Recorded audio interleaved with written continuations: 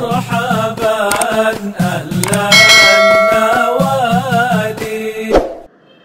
Sehingga dikatakan Sayyidina Umar bin Khattab radhiyallahu taala anhu wa arda, disebutkan dalam hadis Sahih Al-Bukhari yang lahir 194 Hijriah, meninggal 256 Hijriah. Sayyidina Umar bin Khattab ketika melihat Hajar Aswad, ingin mencium Hajar Aswad, Sayyidina Umar berkata kepada Hajar Aswad, "Ya Hajar Aswad, qad alimtu annaka hajar." Wahai Hajar Aswad, saya tahu kamu ini hanya batu. Batu. Laula ra'aitu Rasulullah sallallahu alaihi wasallam qabbalak ma qabbaltuka abadah. Seandainya saya tidak pernah melihat Nabi menciummu, maka saya tidak akan menciummu. Saya lakukan ini karena saya ikut Nabi Muhammad sallallahu alaihi wasallam. Nabi menciummu, maka saya ikut cium. Kemudian ketika terjadi dialog di antara Sayyidina Umar dengan Hajar Aswad, Sayyidina Umar bicara kepada Hajar Aswad. Di belakang Sayyidina Umar ada Imam Ali. Nah, ini disebutkan dalam kitab yang berbeda, judulnya Hikmatut Tasri' wa Falsafatuh. Nama kitabnya Hikmatut Tasri' wa Falsafatuh. Imam Ali mengatakan, "Wahai Amirul Mukminin," waktu itu beliau menjabat sebagai khalifah Sayyidina Umar. "Wahai Amirul Mukminin, mohon maaf, engkau mengatakan ini Hajar Aswad tidak memberikan manfaat dan mudarat. Ya Hajar Aswad, qad alimtu annaka hajarun la yadur wa la yanfa." Ada kalimat yang keluar mengatakan, "Wahai Hajar Aswad, engkau hanya batu, tidak bisa memberikan bahaya, tidak bisa memberikan manfaat." Imam Ali bin Abi Thalib mengatakan, "Saya luruskan pemahaman itu. Ini Hajar Aswad bisa memberikan manfaat dan juga bisa memberikan mudarat." Kata Sayyidina Umar, maksudnya seperti apa, wahai Imam Ali? Kata Imam Ali, ketika di alam arwah, alamul dzur, Allah mengambil sumpah seluruh arwah makhluk, khususnya manusia dan bangsa jin. Tapi di ayat tersebut disebutkan min bani Adam. Diambil bani Adam, anak-anak manusia, mulai Nabi Adam sampai manusia terakhir. Kemudian diambil sumpah tadi, alastu birabbikum, qalu bala syahidna. Seluruh arwah manusia mengatakan, benar kami bersaksi engkau adalah Tuhan kami, pencipta kami. Maka dimasukkan di catatan. Fakataballahu kitaba. Dalam kitab itu disebutkan fakataballahu kitaba. Kemudian Allah menuliskan isi sumpah itu di dalam satu kitab. Itu yang namanya mitsaq. Sudah tertulis di dalam satu kitab yang nanti diletakkan di Lauhil Mahfuz. Maka distempel, dicap. Ya, kita sekarang ini cap. Di mazhab Maliki sunnah pakai cincin yang punya stempel.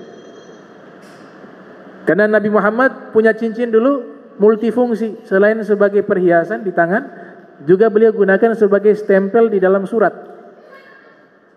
Ternyata stempel yang digunakan di alam arwah pada waktu itu berupa mitsaq adalah Hajar Aswad.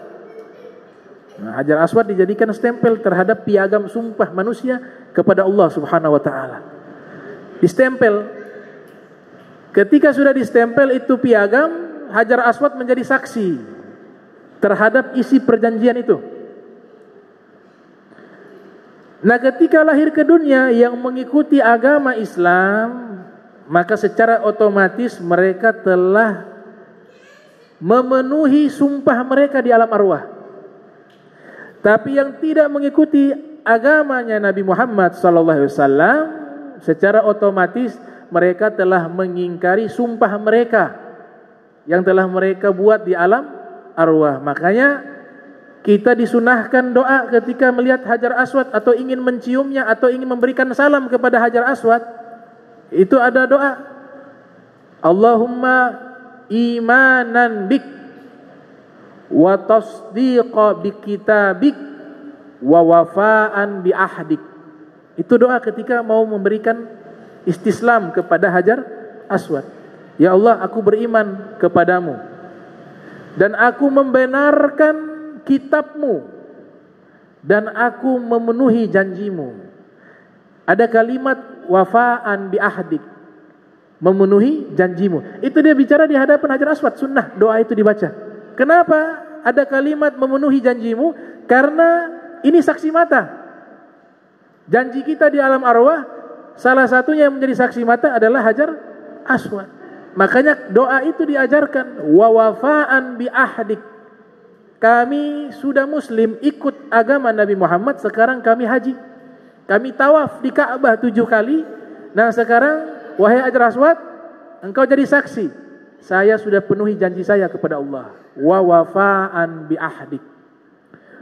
Kata Imam Ali bin Abi Thalib, karena Hajar Aswad menjadi saksi dan menjadi stempel dari piagam tersebut, maka nanti di hari kiamat Allah izinkan Hajar Aswad bisa berbicara. Ketika mereka orang-orang mukmin yang beriman kepada Allah, beriman kepada Nabi Muhammad dan taat kepada Allah dan Nabi Muhammad sallallahu alaihi wasallam, maka Hajar Aswad mengatakan, "Ya Allah, mereka sudah memenuhi janjimu. Maka masukkanlah mereka ke dalam surgamu." Maka Allah Ta'ala memasukkan orang-orang beriman ke dalam surga karena kesaksian Hajar Aswad. Kata Imam Ali, di hari itu Hajar Aswad yanfa' lil mu'minin, memberikan manfaat bagi orang-orang beriman.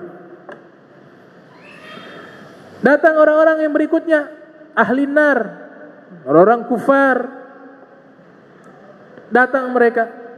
Maka Hajar Aswad mengatakan, "Ya Rabb, ini mereka yang mengingkari janji mereka kepadamu." Maka Allah perintahkan malaikat masukkan mereka ke dalam neraka.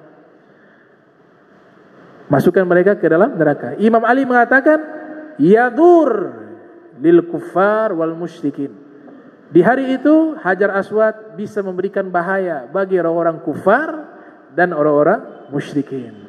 Makanya Sayyidina Umar mengatakan, laula Ali la halaka Umar. Kalau tidak ada Ali, Umar binasa. Artinya ada ilmu-ilmu yang disampaikan oleh Imam Ali bin Abi Thalib yang baru diketahui oleh beliau. Di antaranya tentang masalah Hajar Aswad. Mudah-mudahan kita termasuk orang-orang yang wafaan bi ahdik, yang memenuhi janjinya Allah Subhanahu wa ta'ala.